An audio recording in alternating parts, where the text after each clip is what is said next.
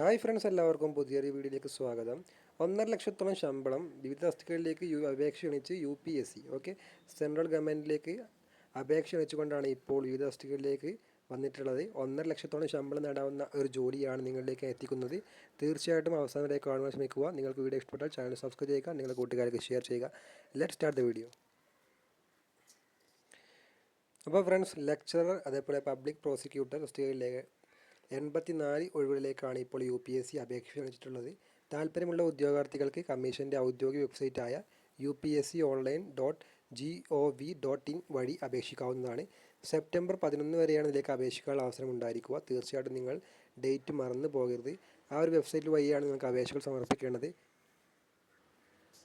അതേപോലെ ലെക്ചർ തസ്തികയ്ക്ക് കുറഞ്ഞത് 52,700 രൂപ വരെയും പരമാവധി 1,66,700 രൂപ വരെയുമാണ് ശമ്പളം. പബ്ലിക് പ്രോസിക്യൂട്ടർ അതേപോലെ അസിസ്റ്റൻറ്റ് പബ്ലിക് പ്രോസിക്യൂട്ടർ തസ്തികകളിലെ ശമ്പള സ്കെയിൽ യഥാക്രമം 56,100 രൂപ മുതൽ 1,77,500 വരെയാണ്. 44,900 മുതൽ 1,42,400 രൂപയുമാണ് ബാക്കിയുള്ളവർക്ക്. Botany, chemistry, history, economics, home science, physics, psychology, sociology, zoology തുടങ്ങിയ വിവിധ തസ്തികയിലേക്കാണ് ലെക്ചറർ തസ്തികയിലേക്ക് അപേക്ഷ വെച്ചിരിക്കുന്നത്.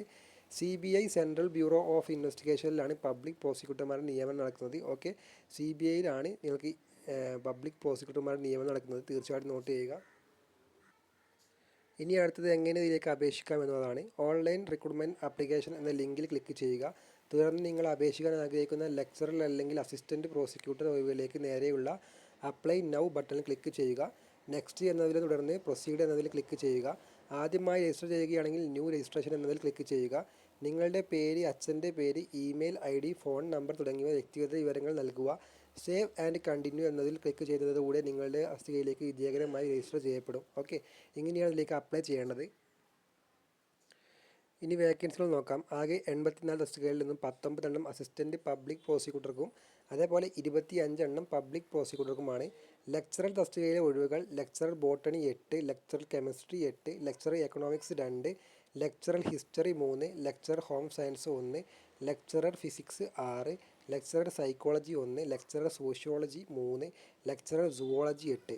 ലെക്ചർ തസ്തികയിലേക്കുള്ള യോഗ്യത പറയുന്നത് ലെക്ചർ തസ്തികയിലേക്ക് അപേക്ഷിക്കുന്നവർക്ക് അതത് വിഷയങ്ങളിൽ അഥവാ ബോട്ടണി, ഫിസിക്സ് തുടങ്ങിയ ബിരുദാനന്തര ബിരുദവും ബാച്ചിലർ ഓഫ് എഡ്യൂക്കേഷൻ BEd ബിരുദവും ഉണ്ടായിരിക്കണം. 45 വയസ്സിന് മുകളിലുള്ളവർക്ക് അപേക്ഷിക്കാൻ അർഹതയില്ല. എന്നാൽ സംവരണ വിഭാഗങ്ങൾക്കനുസരിച്ച് ഇളവുകൾ ലഭിച്ചേക്കാം.